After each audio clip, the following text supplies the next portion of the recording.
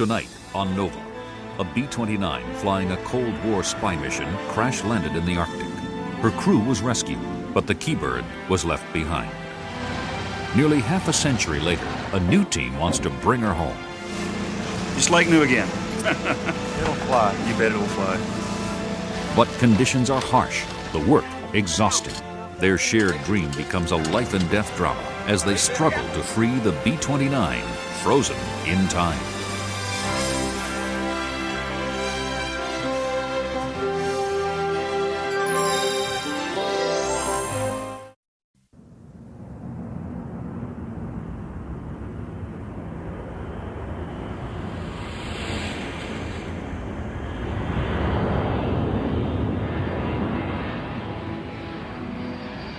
A C-141 lifts off from Thule Air Force Base.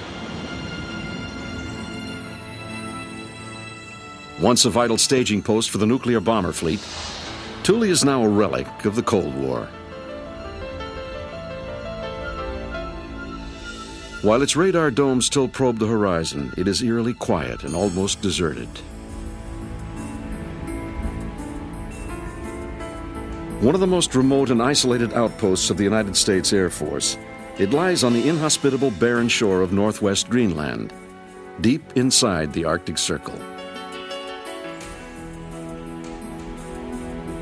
The climate is harsh and unforgiving. Even in summer, when the sun never sets, it remains so cold that the sea is littered with icebergs. Inland, a vast unbroken ice cap stretches for 800 miles. The weather changes hourly, from bright sun to dark menacing storm clouds with gale-force winds. 250 miles north of Thule lies another relic of the Cold War, an almost intact B-29 bomber. This plane, nicknamed the Keybird, became lost and crash-landed while on a secret mission. The crew was rescued, but the Keybird would lie here abandoned for almost 50 years. When the B-29 first flew in 1942, it could go higher and farther than any other bomber. In the war against Japan, it traversed the Pacific and crested the Himalayas. The culmination of the B-29's military service was when the Enola Gay dropped the atomic bomb on Hiroshima, ending the war.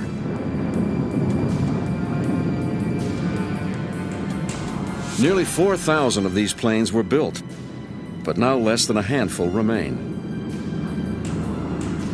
If the Keybird could be recovered from this Arctic wilderness, it would be a unique treasure of aviation history, probably worth a great deal of money. Daryl Greenemeyer, a former test pilot, has been working on a bold plan to rescue the B-29 and fly it back home. Well, we haven't got any fuel, Daryl has flown higher and faster than most other living pilots. He had once been a test pilot on the U-2 spy plane and its replacement, the SR-71 Blackbird.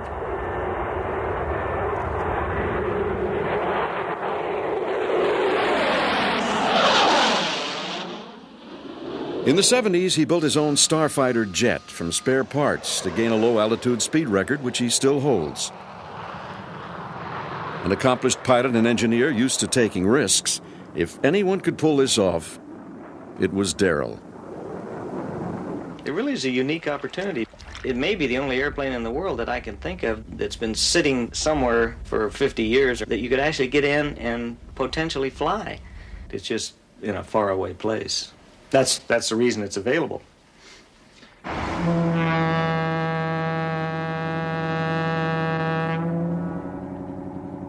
But getting the Keybird into the air requires more than skill and boldness. The bulk of the heavy supplies and machinery that Daryl would need has to be carried to Thule on the annual supply ship. A 5-ton bulldozer will be needed to build a runway for the B-29. Bulky new tires and propellers are also required, along with 4 massive reconditioned radial engines. All of this equipment has to be carried north over the 250 miles of desolate Arctic landscape that separates Thule from the bomber. Daryl's solution is a 1962 Caribou, another of his salvaged wonders. It's basically a short field, short landing and takeoff airplane. And it's made for unimproved fields. They use it in Vietnam a lot.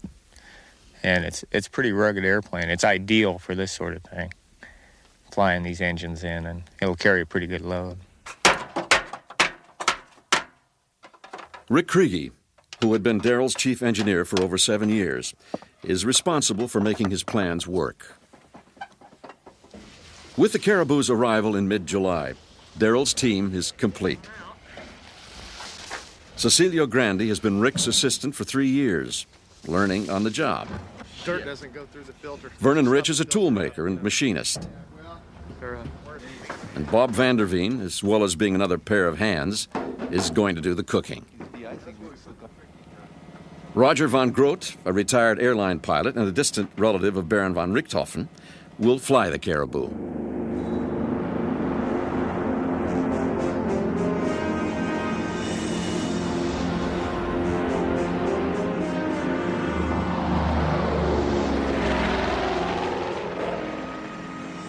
Daryl and the others take off from Thule.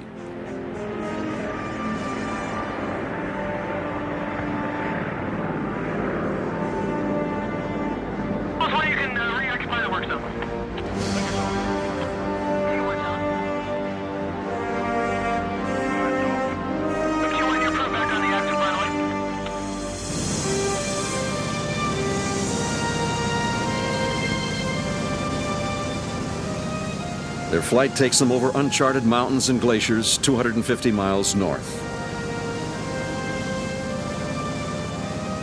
It is a risky journey into the unknown where the chances of rescue are slim. Finally, they come to the valley where the B-29 came to rest.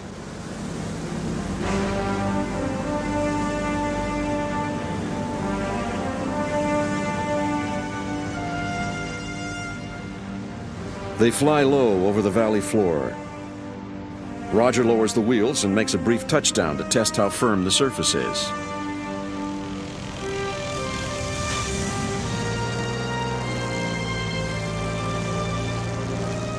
It seems fine.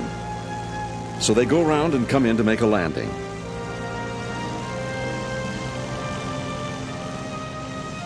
If anything goes wrong now, the consequences could be fatal.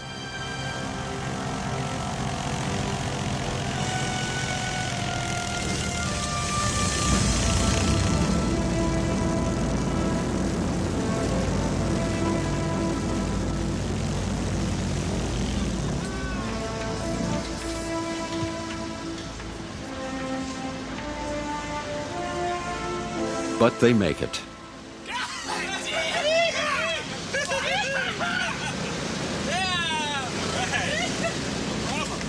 Fantastico. Fantastico, yeah.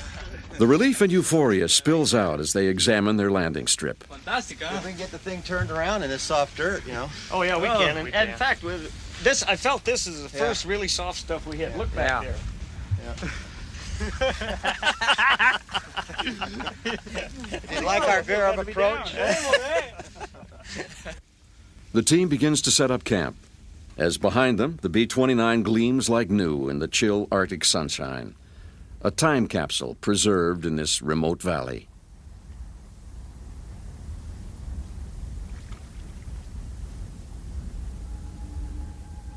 All around is evidence of the remarkable story of the Keybird's last crew. For them, landing here had been nothing to celebrate.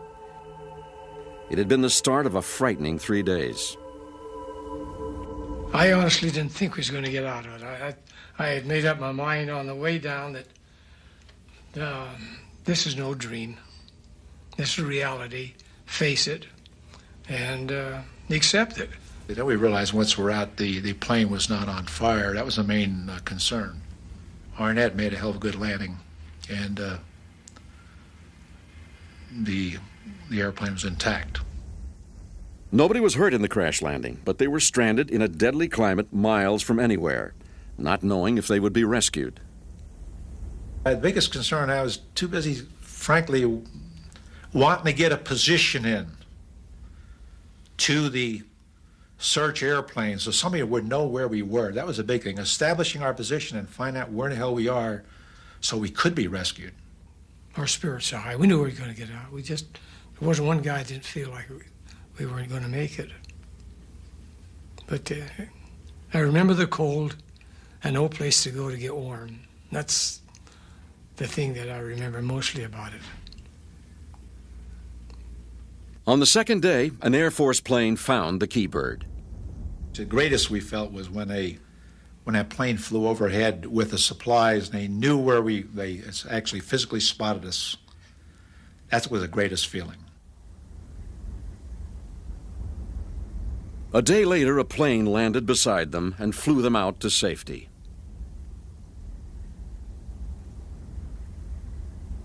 Now at last, the Keybird was going to be rescued as well. I've got torn feelings. And everybody's excited about getting it out, and they're going to make a lot of money on it, apparently, and everybody's going to look at this airplane. It's great and all that. But somehow it's something like going into an Indian grave, as far as I'm concerned. I kind of feel like it belongs up there.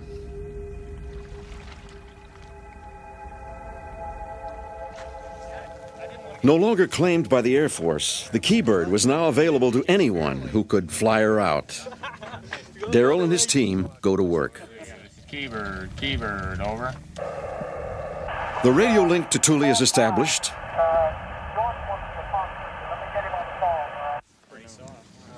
The tent set up. And Bob starts work on recovering the damaged rudder, which, despite the aluminum construction of the B-29, had been covered in fabric. Then, as the Caribou taxis to return to Thule, their precarious situation is brought home to them. Darrell was trying to taxi around. I was out watching, and then he got going a little bit, and the nose wheel just went all the way 90. Both tires rolled off, rolled off the rim, lost all their air. I thought we were stuck there.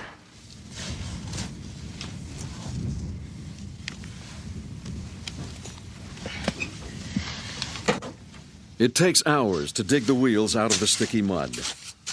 Rick's idea to use propane gas from the camp stove allows the Caribou to return to Thule, even though the wheels could explode if they get too hot.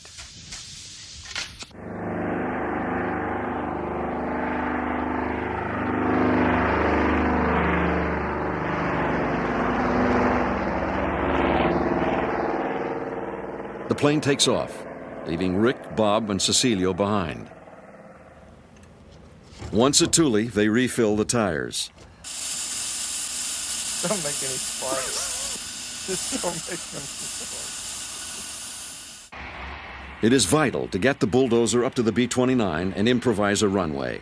But the Caribou will be seriously overloaded, and as Darrell inches the bulldozer onto the plane, Roger is concerned.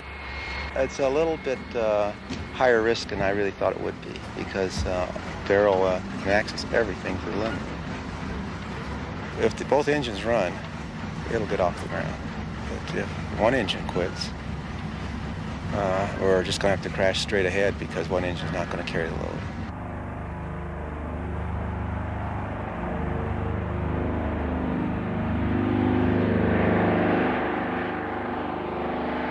The Caribou, slow and cumbersome, returns to the B-29.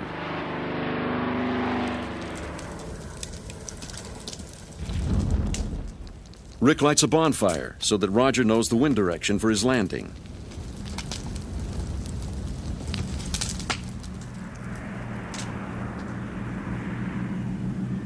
As the dangerously overloaded Caribou comes into land, people on the ground do not realize that something has gone seriously wrong.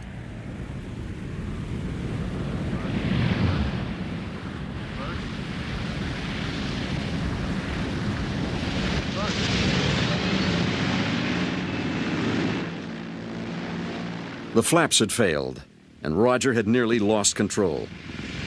We came in no flapper. I knew you were going to. Well, 90 knots. I was stalling. I was in the shaker at 90, and Darrell said we can't do it without the flaps. I thought, I don't want to go all the way back to it. We're getting low on fuel.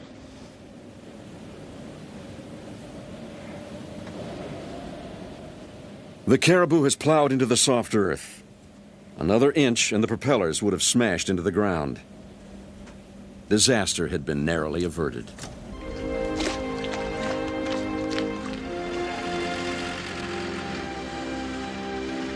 Darrell puts the bulldozer to work on the B-29, immediately proving its worth.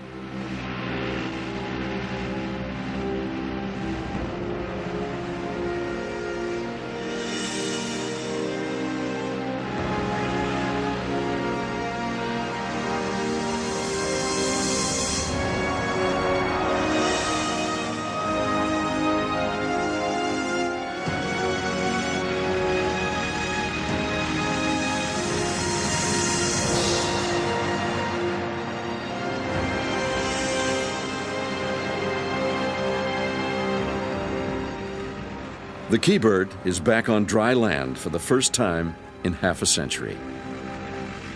I dare say we got it, eh?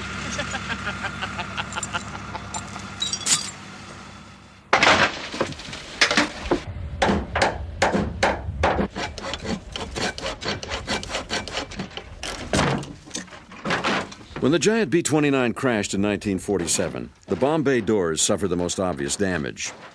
They will be taken off to be replaced later. Well, the snow really cushioned it real well. It built up under the bomb bays, and the bomb bay doors took all the load, and about 90% of the damage. There's a little bit of damage on the aft fuselage, and on the flaps, but that's it. The propellers were badly buckled by the crash, and the main engine bearings were twisted. New ones will be put in their place. The key elements were the engines, but we've got 4 new engines. We ran 2 of them on the test stand. They ran great. We need to get these engines on and tidied up and ready to run, and then hang propellers. They take an inventory of the work necessary to get the plane airworthy. The tires, they look good, but they're rayon, and rayon doesn't age well, so we brought up some nylon tires to change them out. The rudder and the elevators are going to be changed out. Coming on over here to the ailerons, the control surfaces were fabric, and they have to be changed. They were paper thin. You could put your finger right through them. The summer here is very short, so time is of the essence, and Darrell has a limited budget. He planned to make a round trip in the Caribou every 2 days to fly in the engines and parts from Thule. The weather so far has prevented this. Darrell hoped the whole project could be finished in a month, but 2 weeks have passed and he has yet to fly a single new engine out of Thule.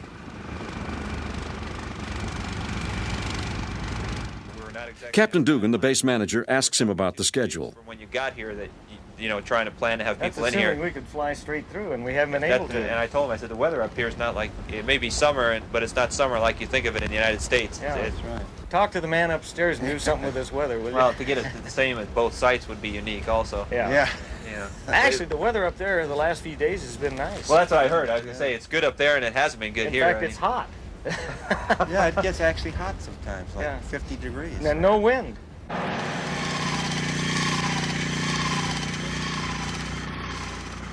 Back at the B-29, Rick, Cecilio, and Bob continue working, stripping off the old twisted propellers. Rick designed the hoist from old photos of B-29s being field maintained during the Second World War.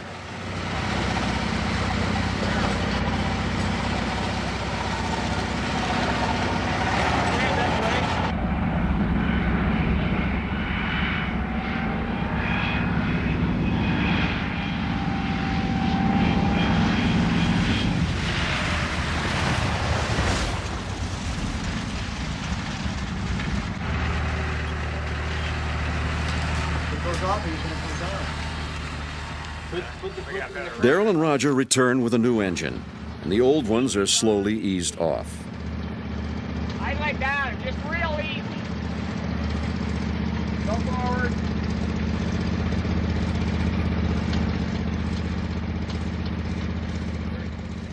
Before the new engines can be installed, a lot of components need to be stripped from the old ones. Well, how do you want to dismantle this thing? Well, first we got to take the carburetor, take all this stuff off. It'll got to take the injection pump off, and then we got to take the carburetor off. Okay. And then we take the motor mount off. All right.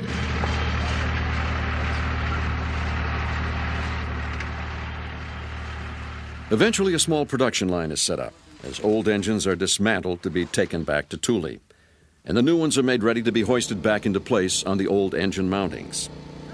The engines themselves are massive 18-cylinder radials, the most powerful ever built. Changing these huge engines in a warm hangar is difficult enough. Doing it in the middle of the Arctic will be a back-breaking task.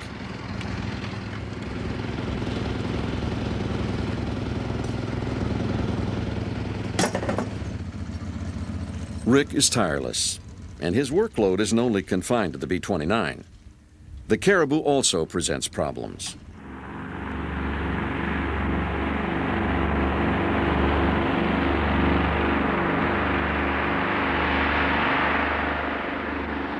The Caribou takes off on its third trip to Thule.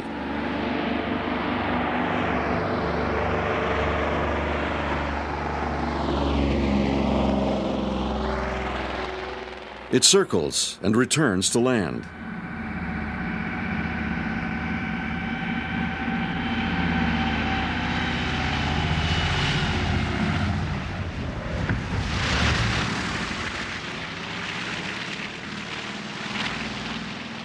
Roger thinks there may be an engine fire. As soon as I went to cruise power, the light came on and it was flashing. And I went back and looked at the engine. I didn't see any smoke or anything, but I was reading in a book where they said you can get some fires internally with no smoke evidence, so we thought it was prudent to come back where the maintenance is.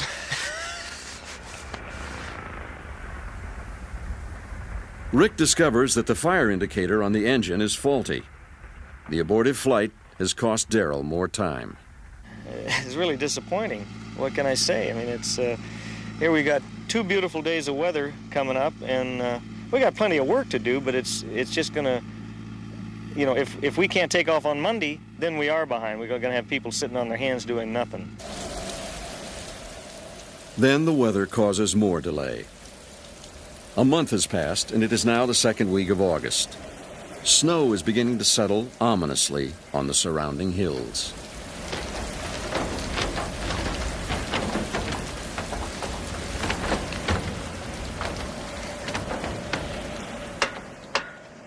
Rick and Cecilio keep working even in the rain, hammering on the exhaust cowlings. Well, that was easy. Whose side are you on? Have you got any of those bolts?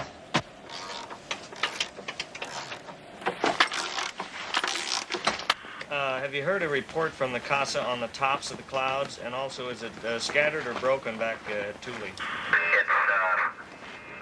broken back here. And scattered 1.7. Darrell is desperate to keep the shuttle flights going and feels that he has to risk flying in bad weather. So don't bother going that direction. Okay, I guess we'll give it a shot. We'll come around, and then we'll try and come in under it.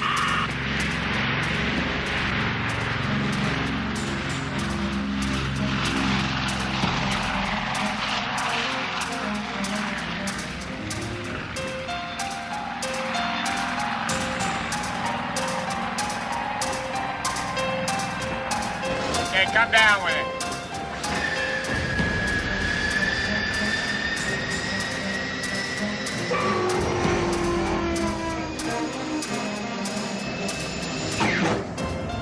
Let's go ahead and go back up with it again.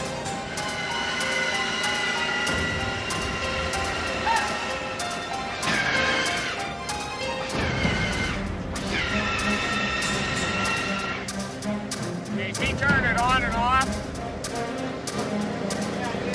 Turn on again.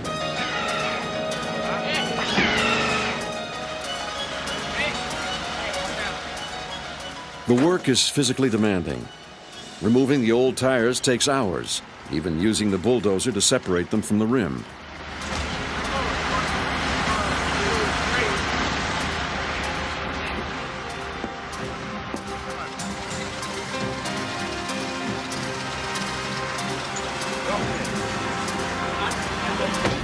Okay, Bob. Now.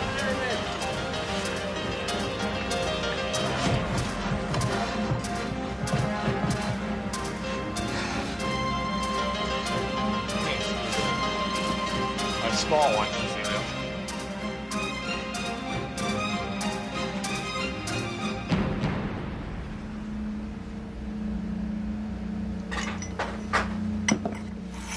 Rick is beginning to show the strain of this hard work and looks exhausted.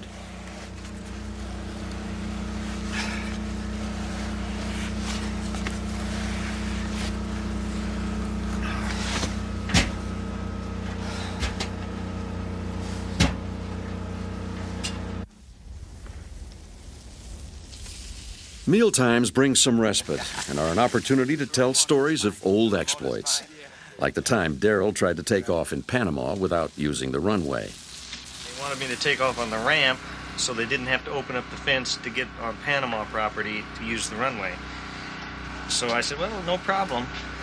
But then they wanted me to take off a little bit downwind because if I went the other way, I'd be flying over the general's house. Okay. And so I said, well, okay, I think so. It was a downhill run and then a slight turn, about 60 knots, and then down the ramp. How much runway do you have all told?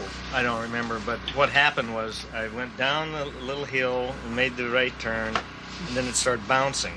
And all of a sudden, the nose wheel steering kicked out, and I tried to hold it, and I was too close to the fence, and so it kind of lifted off and then squatted right down on the fence. But I didn't give up just then. I kept going.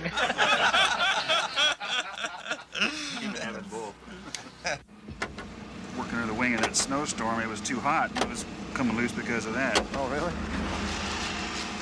Bob has finished recovering the rudder with fabric, and he and Roger are now putting the finishing touches to it. Vernon has had to make many of the small components for the rudder cables and control surfaces from scratch. Without blueprints, it is not easy. Its place, and then drill this one out and stick it in the other end, so we'll have the same configuration. Just like we made the other two. Well, you just yeah, except that no, we'll go to this size bolt. Right. Yeah. Right. Yeah. So we're going up. Okay. Right. Just like new again. Yeah. It'll fly. This is the real recovery work here. It'll fly. You bet it'll fly.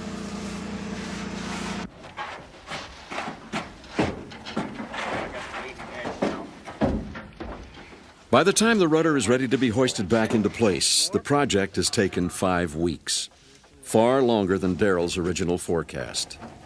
Why don't you give me that, The bolt? Is that the correct one up there? Yep. But the sun is now back, and people's spirits have lifted again. All right. Beautiful.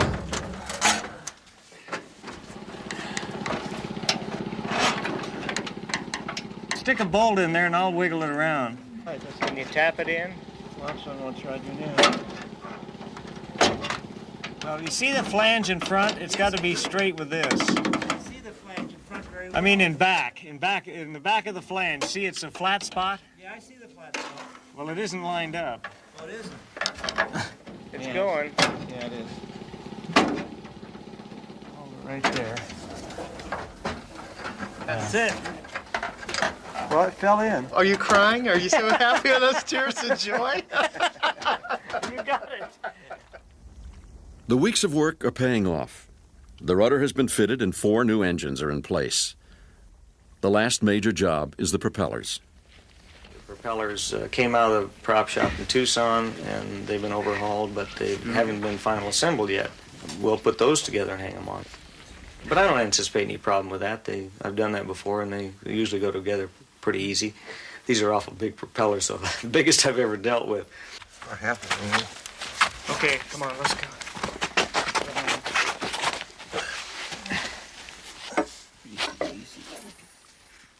Carefully balanced in a workshop back home, they have to be assembled in the right sequence, or they'll rip the engines apart. Oh, Vernon, I stepped right on your foot. Okay. Come on in. Oh, the spring fell off. Oh. This way? Yeah, put it on the... It needs to be wiped off. It's probably got sand all over it now. Set it down. Okay, it's down. Here, let me have it. Up. Okay. You got it. All right, here we go. Let's go. Hup. Let's go. Okay, set it down. That's it. Yes, look at that. See, that's what happens when you have the first team in. Oh, that's right.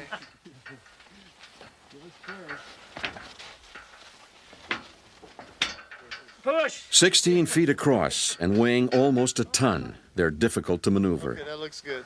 Whoa, whoa, whoa. We're going to have to come down about 1.5 inches first. How's the crane for it? Okay. A little bit more. Okay, hold it. Okay, that's it. Okay, now you should be able to rock it. Okay. Jump on it. Now it's time to start an engine. Click.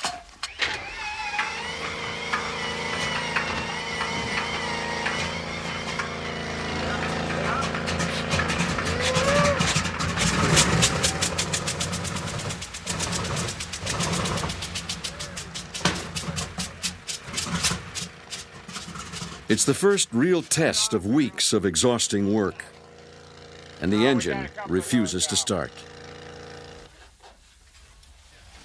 Rick thinks he knows what's wrong.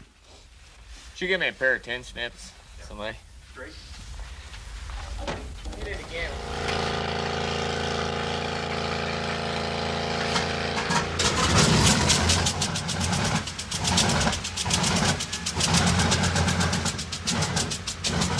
No, take pressure. Carburetor doesn't want to work.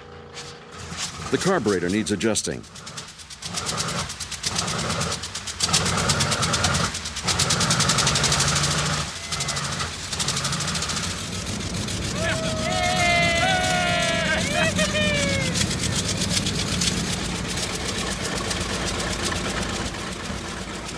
Everyone is jubilant, but still, only one engine has been tested.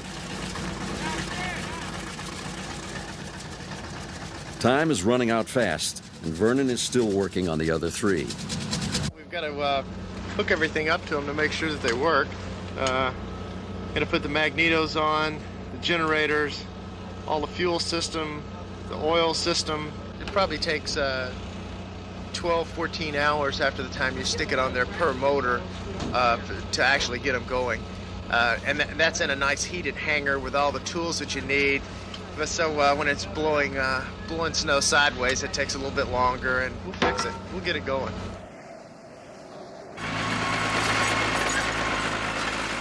The last major hurdle is a runway.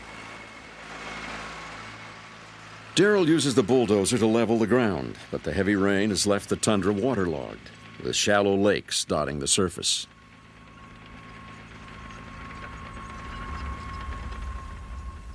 Normally, a B-29 will use a runway of over 5,000 feet, but the most Darrell can hope for is 2,000 feet of dry earth to take off in. This is the worst spot of all, right here, and it's really at a critical distance. Well, you know, like you were saying 2 days ago, there was no water here, so hopefully with, 3 or 4 good days, just like this water won't even be here.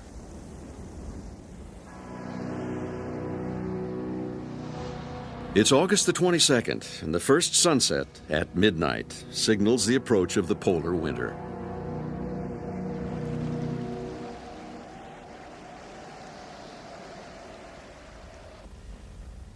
Finally, all 4 engines have their controls and fuel systems connected and are ready to be tested.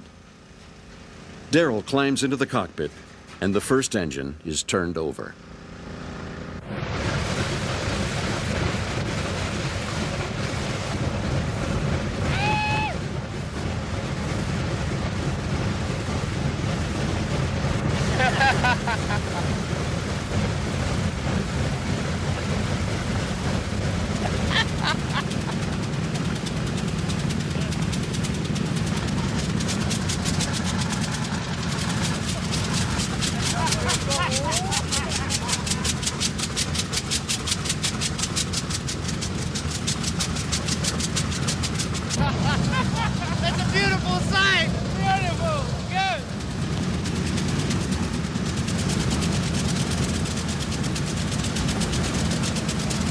The engines will have to run perfectly to lift the giant bomber from such a short runway. Rick knows that everything needs to be double-checked. Why don't you stand off on that side and look down there and see if you can see the oil leaks. I'm going to go around here and see if I can find anything.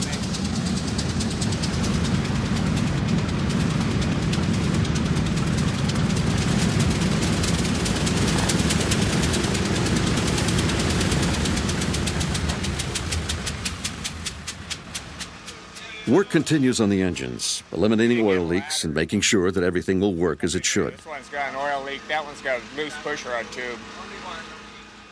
It seems that the flight of the Keybird will be only a few days away.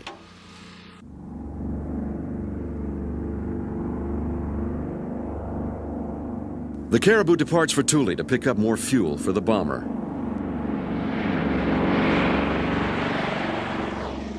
But just as success seems within reach, Rick has become ill. For several weeks, he's been taking painkillers for what he's insisted is a badly twisted back.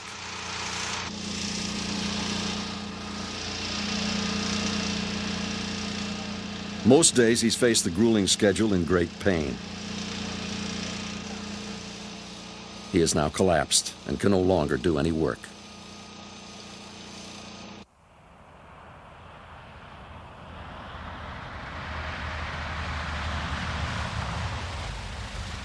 Then the Caribou returns with a serious mechanical problem, one that puts everybody's safety in jeopardy. We lost partial power on the right engine of the Caribou, and we thought it was probably a cylinder problem. And when we arrived, we found that we had a stuck exhaust valve, and it was hitting the top of the piston. And we need a cylinder to get out of here with any kind of safety at all.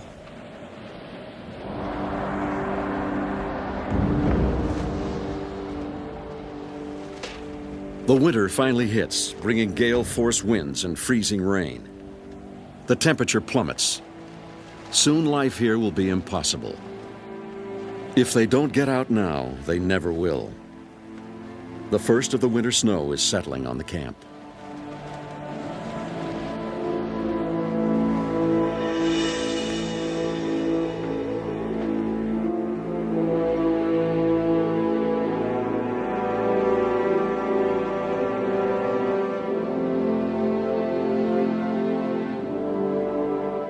After 2 months, time has beaten Darrell. Work on the Keybird stops as everyone's attention focuses on the Caribou. The Caribou is their lifeline, and Vernon and Cecilio struggle to fit a spare cylinder.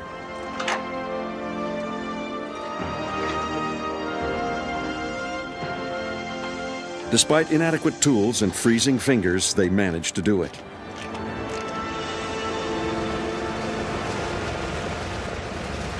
But the engine still has a serious oil leak, and there's no guarantee it won't give out altogether as they fly over the glacier back to Thule. You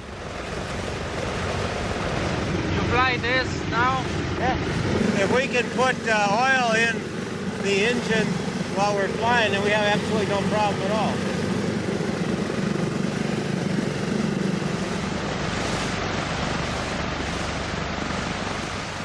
Every flight of the Caribou is a flirtation with death. This is ever more so.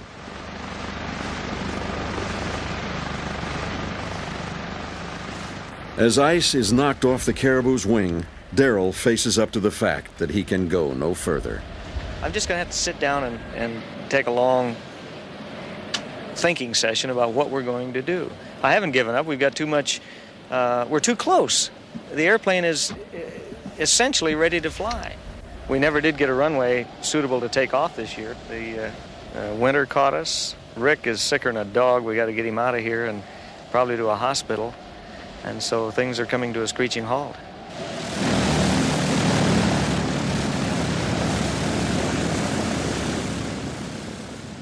At last, they're ready to pull out, leaving the Keybird where it has been for nearly 50 years.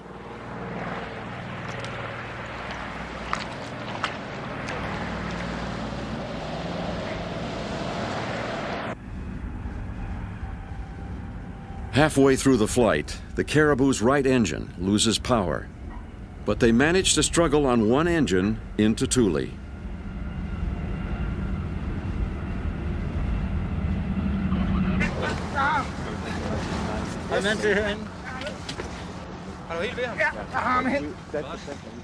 Rick is carried off into an ambulance.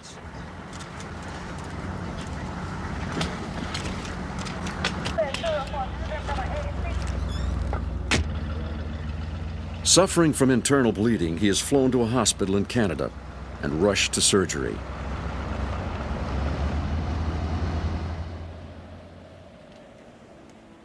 Two weeks later, this kind and gentle man, a resourceful and highly skilled engineer, died of a blood clot.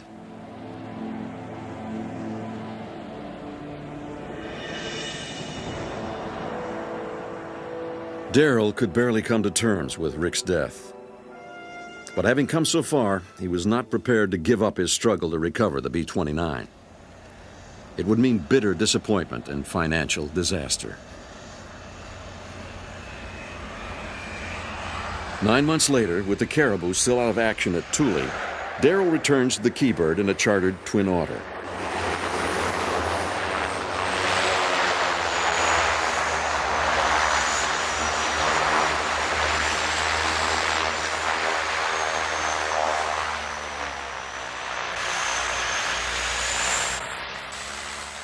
He has enlarged the team with the inclusion of Matt Jackson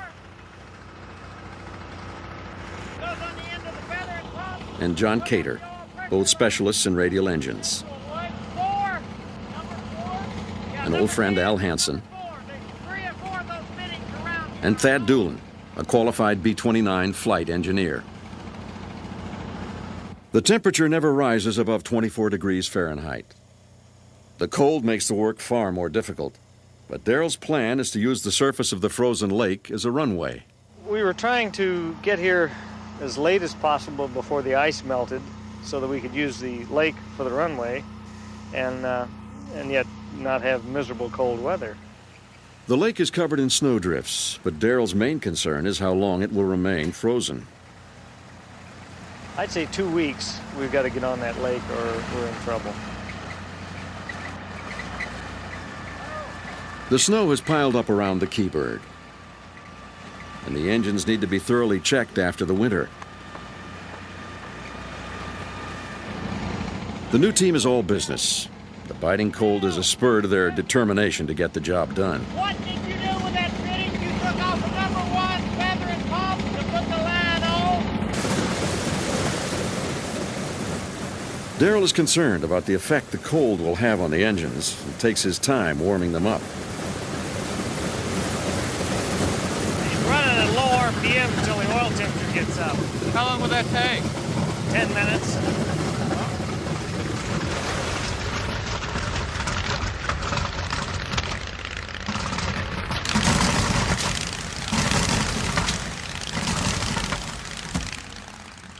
They discover a number of oil leaks.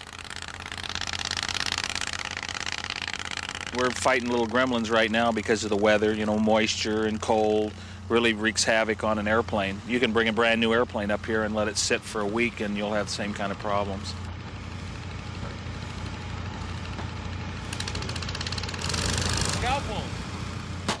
The engine cowlings have to be taken off and replaced every time something needs fixing in the engines. And every time an engine stops, great care has to be taken before it can be restarted.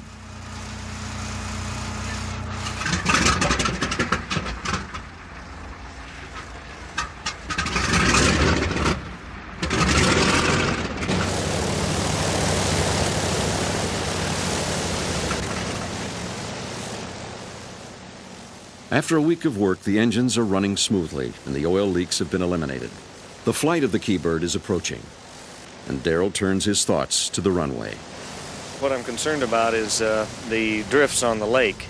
I tried to flatten them out with the bulldozer and the grader that we've got, but I may have created more problem than I cured because it left little mounds.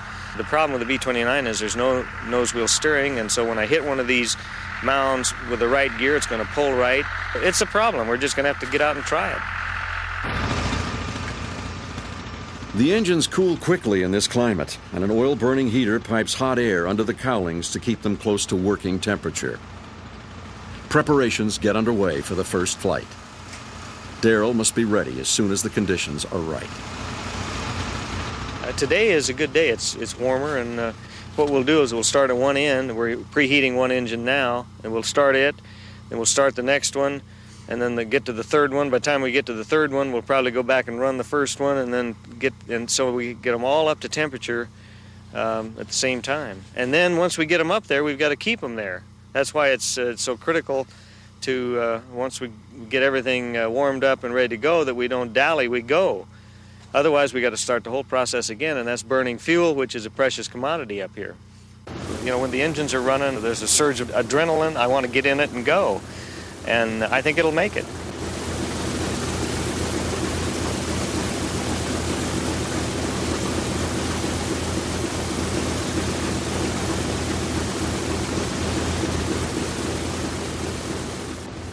Darrell strides to the cockpit. The dream that has obsessed him for 3 years is just hours from being realized.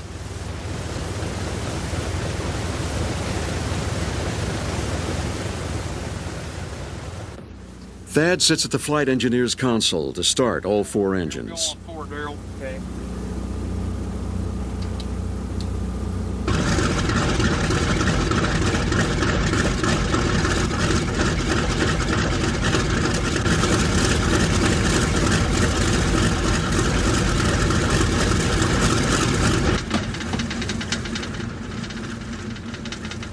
Instruments that have remained dormant for 50 years once again register life in the machine.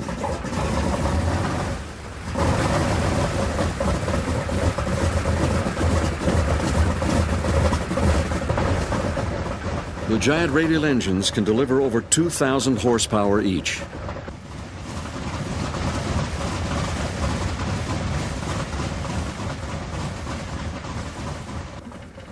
Thad makes last-minute adjustments to the oil pressure and the carburetors to get the engines running sweetly. Don't have much in the way of nose oil pressure on 3, Darrell. Well, it's coming up now. Manifold pressure gauge just came loose. There she comes.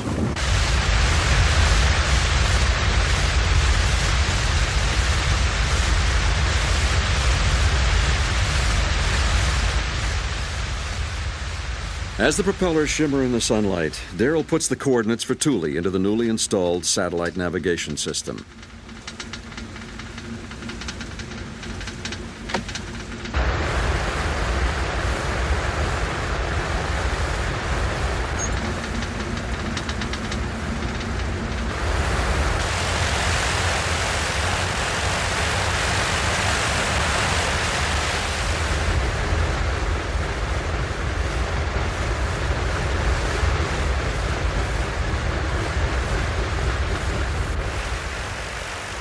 The plane has frozen into the mud and snow, and it takes maximum power to break the wheels free. The nose wheel can't be controlled, and at slow speeds, Darrell has to adjust the engine power to steer the plane.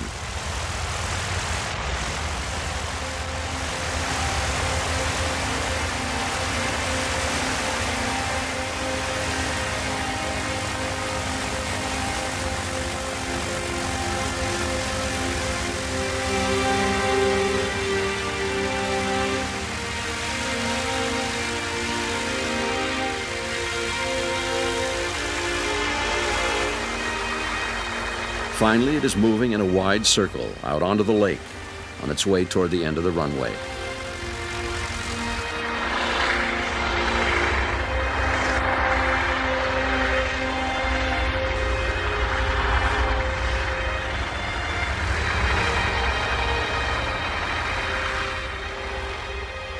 The plane is bounced and shaken by the frozen snowdrifts. Suddenly, smoke can be seen pouring from the windows in the cockpit.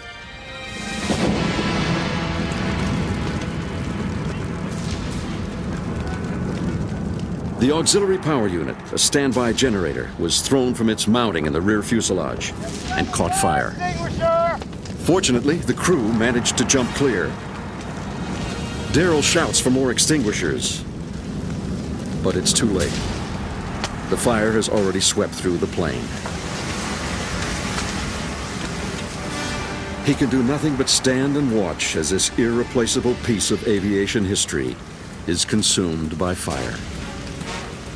With it go the years of planning and hard work by so many people.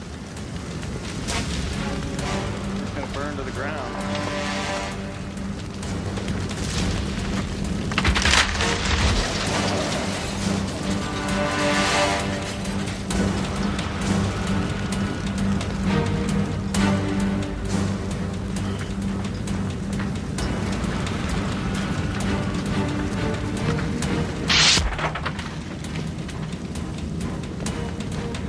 Apparently the APU was left running in the tail, and the fuel tank broke loose and dumped fuel on the APU and started to fire in the tail.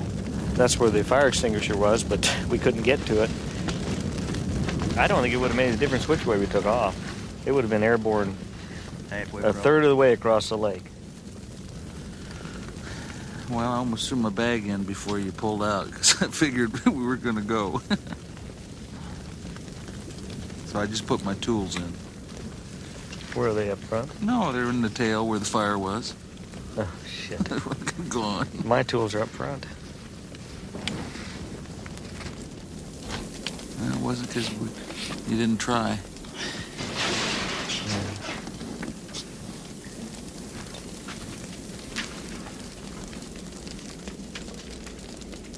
It was ready to go. That's the real tragedy of it. I mean, we were so close. Success was right there. It was right there. But this is my game, and I'd do it again.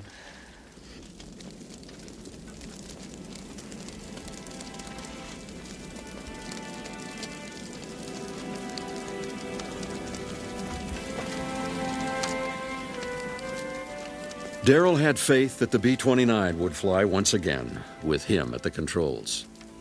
But instead it remains on the frozen surface. When the ice melts, what's left of the Keybird, the new engines and propellers, will sink and come to rest on the dark bottom of the lake forever.